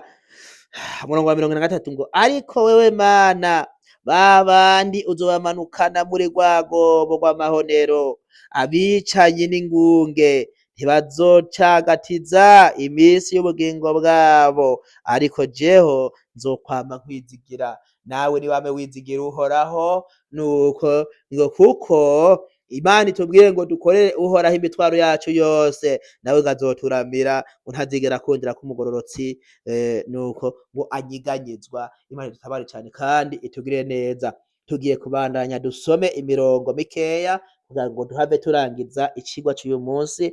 Reka dusome mu Bikorinto ba kabiri igice ca mbere umurongo wa reka dusome mu Bikorinto ba kabiri igice ca mbere umurongo wa gatatu n'uwa kane, turabe uko amajambo y'Imana avuga. Umurongo wa gatatu baravuga ngo Imana y'umwami wacu Yesu Kristo ariyo se iragahezagirwa, Data wa twese imbabazi, kandi Imana yirura imibabaro yose. Umurongo wa kane itwirura mu marushwa yacu yose, kugira ngo natwe tubone uko twirura imibabaro abari mu marushwa yose, tuyibiruza uko natwe twiruwe n'Imana. Imana idutabare cane kandi itugire neza, kandi ikomeze itwambike imbaraga n'inkomezi yo kwirura abandi imibabaro. Wewe wari uhora mu bigeragezo ukabona waremuriwe ibigeragezo wari urimwo, ntuce urya ngo uryame, ahubwo ibuka nk'uko ijambo ry'Imana ritubwira ngo nimwibuke aho mwavuye. Nawe ibuka imibabaro wahoramwo, bityo nawe usengera abandi, mbere bishobotse abari mu kibano, abakwegereye, ushobore kubirura imibabaro. Abatagira ico bafungura ubirura imibabaro y'inzara ubagaburire, abatagira ico bambara ubirura imibabaro yo kugenda gusa ubambike, nuko abatagira ubukode ubirura imibabaro. Wewe wagiriwe ubuntu ukaba ufise inzu yawe, nuko ntuce urya ngo uryame ku mafaranga make ukorera, gerageza ukureko na makeya. Nubwo abantu bose bari mu bukode, abantu bose babuze amafaranga yo kwishura inzu utobakwira, ariko basigira umuntu umwe gusa uremera ivyishimo, kugira ngo nawe kuri wa munsi uzuronke ico uzokwerekana imbere y'Imana, ati Imana kanaka yari mu bitaro naragiye kumuraba, kanaka yari imbohe naragiye kumuvugana yaravayo, kanaka yagenda gusa naramwambitse, kanaka yarashonje naramugaburiye. Nuko imbere y'Imana uzuronke ico uzokwireguza. Imana idutabare cane kandi itugirire neza. Turagiye gusoma muri Yohana 14 umurongo wa 27 twumve uko havuga. Turiko turasoma tunyarutsa kuko tugiye kurangiza. Yohana 14 umurongo wa 27 hari amajambo avuga ngo Yesu asezera abigishwa. Umurongo wa 27 ngo amahoro ndayabasigaranye, amahoro yanje ndayabagabiye, jeho simbagabira nk'uko ab'isi bagaba. Imitima yanyu ntihagarare kandi ntitinye. Imitima yawe, mutima wawe, mutima wanje ntuhagarare, ntutinye, kuko Yesu yavuze ko amahoro yatugabiye, yavuze ko amahoro yadusigiye. Mbega uri mu ruhande rw'Imana yotinya nde? Igiki comugirako ububasha, igiki comugirako ubushobozi? Nta na kimwe habanamba. Nibigufise ko ubushobozi mw'uyu mwanya suko bizohora, ariko Imana irindiriye ko igihe cawe kigera co gutabarwa, bityo rero igutabare kandi ikugirire neza. Tugiye gusoma muri Yeremiya 29 umurongo wa 11. Turerekeje kurangiza, tusaje imirongo mike cane kugira ngo turangize. Mu nkundire imirongo yose yateguwe kuri uyu munsi tuyisome, kuko hari imirongo myinshi cane iza kugira icifashije ubwoko bwayo. Yeremiya 29 umurongo wa 11 niho hari amajambo y'Imana avuga ngo kuko nzi ivyiyumviro mbiyumvirako. Iyo ni Imana ibivuga ngo nuko kuko nzi ivyiyumviro mbiyumvirako, ni jewe uhoraho mbivuze, ko ari ivyiyumviro vy'amahoro atari ivy'ibyago, kugira ngo mbahe ivyizigiro vyo mw'iherezo ryanyu. Umurongo wa 12 ngo kandi muzonyambaza, muzoza munsenge nanje nzobumva. Umurongo wa 13 ngo muzondondera kandi muzombona nimwandondeza umutima wanyu wose. Umurongo wa 14 havuga ngo nanje nzobabonekera, nije uhoraho mbivuze, ntume muhindukira muve mu kinyago, kandi nzobakoranya bakuye mu mahanga yose n'ahantu hose aho nabirukaniye, nije uhoraho mbivuze, kandi nzobagarukana ahantu nabakuye igihe nabakumbukanisha, igihe nabambukanisha. Imana idutabare cane, Imana itugire neza. Umurongo wa 14 niho havuze ngo nanje nzobabonekera. Ivyo bibazo urimwo Imana izokubonekera aho nyene wagerereye. Nubwo wumva ko wahunze igihugu wavukiyemwo ukaba uri kure, ibyago byose uriko uravuga ugaca uriko uritwaza ngo nuko ntari mu gihugu canje navukiyemwo, ngo iyo mba ndi mu gihugu canje ngo ntibiba bimeze uko. Oya, nagenda kubwire ngo nta hantu hamwe Imana itari. Umurongo wa 14 ngo nanje nzobabonekera, ni jewe Uhoraho mbivuze, ngo ntume muhindukira muve mu kinyago, aho mwanyagiwe muzohava, kandi nzobakoranya mbakuye mu mahanga yose n'ahantu hose aho nabirukaniye, ni jewe Uhoraho mbivuze, kandi nzobagarukana ahantu nabakuye igihe nabambukanisha. Imana idutabare cane kandi itugirire neza, itugirire neza muri vyose na hose, ikiruta vyose abantu bihebuye bananijwe n'ubuzima, Imana ibatabare cane kandi ikomeze ibiyegereze. Tugiye gusa naho tworangiza, turasigaje imirongo ishika kuri 5, ariko mu nkundire yose tuyisome, mu nkundire tuyisome. Ubu naho tugiye gusoma muri Zaburi 6 umurongo wa mbere, twumva icyo amajambo y'Imana ahaboneka avuga. Zaburi 6 umurongo wa mbere haravuga ngo Imana niyo buhungiro bwacu n'inkomezi zacu, n'umufasha atabura guseruka mu magorwa. Nico gituma tutazotinya, naho isi yohinduka, naho imisozi yoshingurwa ikaja mw'itamba ry'ikiyaga, mw'idamba ry'ikiyaga, naho amazi yavyo yobomborana agasuriranya, naho imisozi yotingitishwa no kwitera hejuru kwayo. Imana idutabare cane. Naho ibibi vyose vyosuriranya kuri wewe, naho imipfunda y'ikiyaga yokurengera, ariko Imana yakuye Yona mu nda y'urufi amazemwo imisi 3, nuko nawe yiteguye kugukuramwo ivyo bibazo ikagutabara. Imana itugirire neza. Reka dusubire muri Yesaya, dusubiye muri Yesaya igice ca 40, nuko turasoma ku murongo wa 31, twumve uko ijambo ry'Imana rivuga. Ni ukuvuga ngo duhereye ku murongo wa 27, reka turebe aho hantu havuga gute. Umutwe waho uvuga ngo inkomezi ziva kuhoraho. Reka kwizera inkomezi ku mwana w'umuntu, reka kwizera inkomezi ku mugabo wawe, reka kwizera inkomezi ku mugore wawe, reka kwizera inkomezi kuri sobukwe, reka kwizera inkomezi kuri nyokobukwe, reka kwizera inkomezi kuri so wanyu, reka kwizera inkomezi ku miryango yawe, reka kwizera inkomezi ku banyagahinga. Ijambo ry'Imana rivuze ngo inkomezi ziva kuhoraho. Nuko ngo niki gituma uvuga yewe Yakobo ukiganyira, yewe Isirayeli uti inzira yanje inyegejwe Uhoraho, kandi uti ivyanje Imana yanje iravyirengagiza.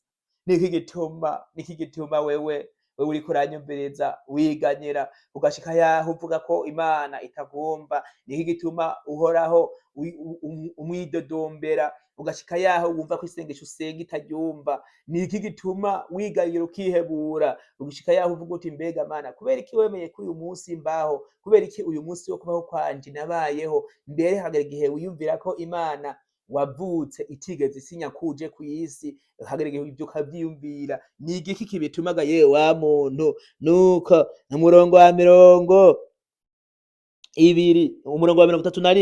ngo ariko abiteze Uhoraho bazokwama biyubura mu nkomezi nsha, bazodugisha amababa nk'inkukuma, biruke ntibaruhe, bagende ntibadendebukirwe. Nawe niwizigira Uhoraho, Imana izokwambika amababa y'ivyizigiro, izokwambika amababa yo kunesha. Uzoguruka uva mu bibazo ugenda mu bisubizo nk'inkukuma, ntuzokwigera unanirwa, ntuzokwigera uremerwa. Imana idutabare cane. Ivyo bigeragezo bizokubera nka ryavu bariko bararunda kuri ya ndogoba, nuko ngo iryo vu ikaryikunkumura, nuko ikarihonyorako, iryo vu rigahinduka ingazi irikura muri rwa rwobo bari bayitayemwo. Uyu munsi nawe uri mu rwobo ruremereye, uri mu rwobo rw'ibibazo vyakurenze, ariko ngenda kubwire ngo ivyo bibazo saba Imana iguha inkomezi nkeya rimwe gusa, nk'uko Samusoni igihe adendebukirwa akamena ibanga, nuko ngo bakamuta mw'ibohero, yageze igihe yikoze ku mutwe akumva umushatsi wameze, nuko yikoze mu nkomezi akumva zirimwo, aravuga ati Imana inyongeye imbaraga. Nuko yarasenze avuga ati Imana ndakwinginze imbaraga iri rimwe gusa. Nawe saba imbaraga iri rimwe gusa, ivyo vyakwizingiriye ko vyose ubineshe. niwamara kubinesha rero umare kwikunkumura ivyakuruhije vyose, umutima wawe wongere wisange mu kibanza c'Imana, wongere uronke amahoro avuye ku Mana, ivyagutuntuje vyose bihinduke umunezero, aho waririye uharirimbire, aho wababariye uhanezerererwe, aho watunturiye nuko hahererwe umugisha, utwenge n'abandi bose babibone, nuko Imana idutabare cane kandi itugire neza. Tugiye gusozera ariko nimunkundire dusome muri Zaburi 3 umurongo wa 4. Nta muntu n'umwe aho hantu atahazi uko havuga. Zaburi 3 umurongo wa 4, nta muntu n'umwe atazi ukuntu havuga. Haravuga ngo mbere naho noca mu mwonga w'igitutu c'urupfu sinzogira ikibi ntinya kuko uri kumwe nanje. Inyobozo yawe n'ubuhiri bwawe nivyo bimpumuriza. Ngo untegurira ameza mu maso y'abansi banje, wansize amavuta mu mutwe, igikombe canje kirasesekaye. Nukuri ibyiza n'imbabazi bizonyomaka iminsi yose yo kubaho kwanje, nanje nzoba mu ngoro y'Uhoraho ibihe vyose. Amen. Imana idutabare cane kandi tugire neza.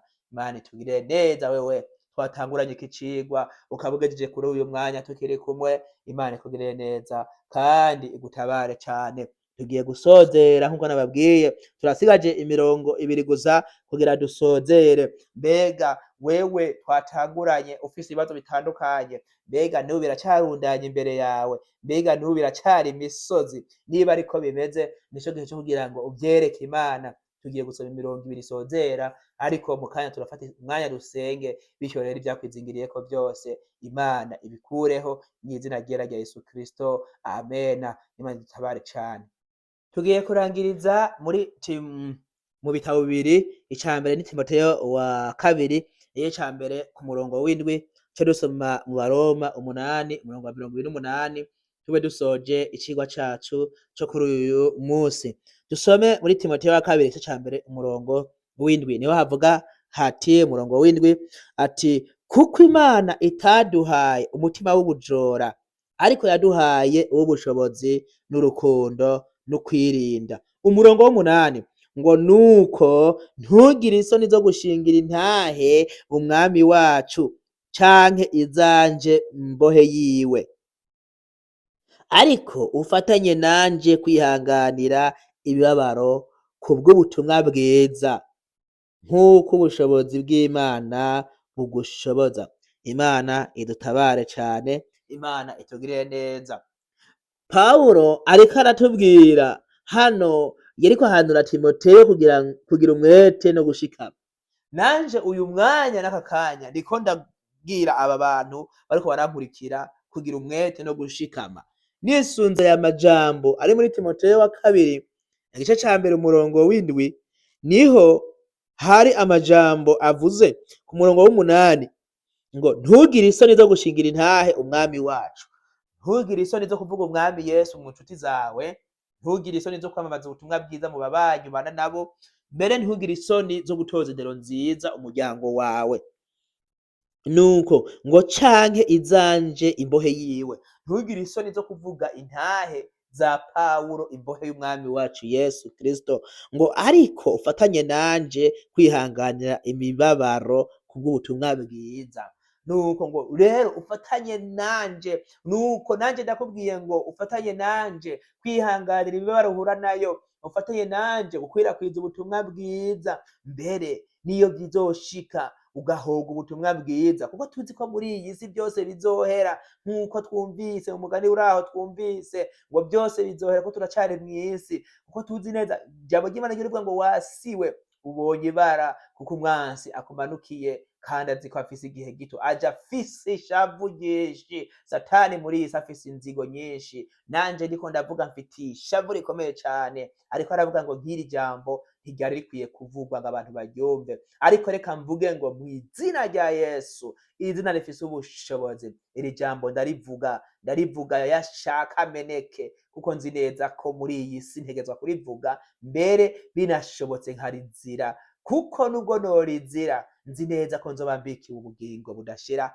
ubw'Imana yateguriye abayikunda. Imana idutabare cyane kandi tugire neza. Tugiye gusozereza mu Baroma, tugiye gusozera mu Baroma igice c'8, turasoma ku murongo wa 28 tube dusoje icigwa cacu c'uyu munsi.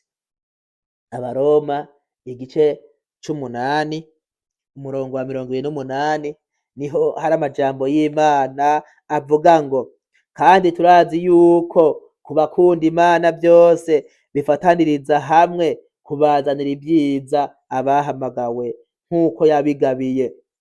Nuko ku murongo wa 29 ngo kuko abo yamenye kera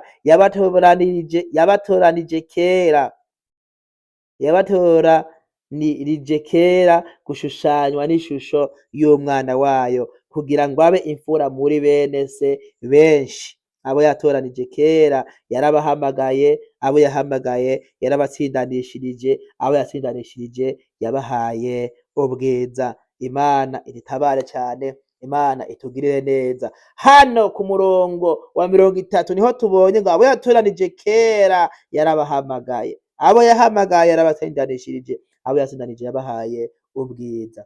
We nawe niba wisanze uri mu murimo w'Imana, wisanze uri umusenzi, wisanze uri umupasiteri, wisanze uri mwari muri diakoni, uri umunyeshengero, uri umuririmbyi, uri mu ciciro runaka cose curimwo mu rusengero, ukaba wumva ijambo ry'Imana rigakora ku mutima, nuko wumve ngo nawe mu Imana yatoranije kera nawe urimo, kandi mu yahamagaye kera nawe urimwo, kandi Imana yarabatsindanishirije, kandi abo yatsindanishirije yabahaye ubwiza. Imana idutabare cyane, kandi nawe ubona ko ubwo bwiza bw'Imana butaragushikira bitewe nuko ucihebuye, bitewe nuko uciganyira, bitewe nuko ukigwara ukamara ku musego umwaka, imyaka 2, imyaka 10, nuko wasenga ikigaragazo c'ingwara ntikiveho, ugasanga uri muri ca kiyaya c'amagufa yumye. Nagira ndakubwire ngo Imana igiye kugutabara, igiye kukugirira neza. Ico ukora gusa nuvyizere, niwizere ko Imana iriho, niwizere ko ubushobozi bw'Imana bukora. Nuko ukwizera niko kwatumye Aburahamu yemera gutanga umwana wiwe kandi ari kinege. Ukwizera, amena, niko kwatumye Sara, amena, avyara kandi ashaje, amaze imyaka myinshi ariko aronka umwana mu butamakazi bwiwe. Ukwizera niko kwatumye Shaduraka, Meshake na Abedenego baterwa mu itanura ry'umuriro, ariko kubera ko bizeye Imana ntibagira ico baba. Ukwizera niko kwatumye Yesu azurwa mu bapfuye, amaze iminsi 3 arazuka.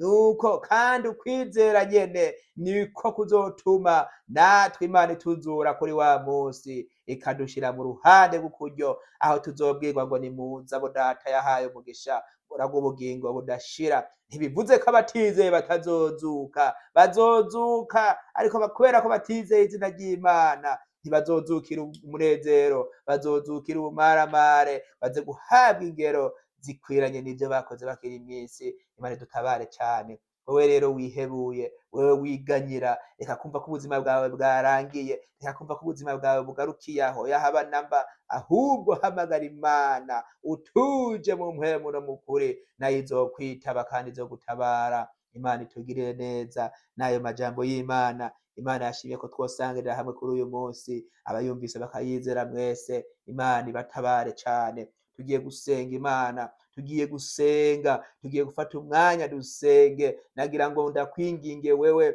wumva uremerewe mu mutima, wewe wumva wajanjaguritse, wewe wumva wihebuye, wewe wumva ubuzima bwakurambiye, nico gihe cyo gufata umwanya tugasengana iri sengesho kugira ngo Imana igutabare cyane kandi kwambika imbaraga. Hari ico baza canke wifuza kuntera ivyiyumviro, wonyandikira muri comment cyangwa ukanyandikira muri izo nimero za WhatsApp ziraho kuri screen yawe. Hanyuma Imana y'amahoro iguha umugisha, kandi kubifuza kwakira umwami Yesu mu bugingo bwanyu, kandi namwe murahawe ikaze kugira ngo nuko dusangira amajambo y'Imana. Eka nabifuza kwinjira mu rubuga rwa WhatsApp gucuti z'ubutumwa bwiza, ndaza gushira link muri description kugira ngo ube woshobora kwinjira dusangira amajambo y'Imana, dusangira ukwirurana imibabaro. Bityo rero tugiye gufata umwanya dusenga Imana, hanyuma Imana idutabare cyane.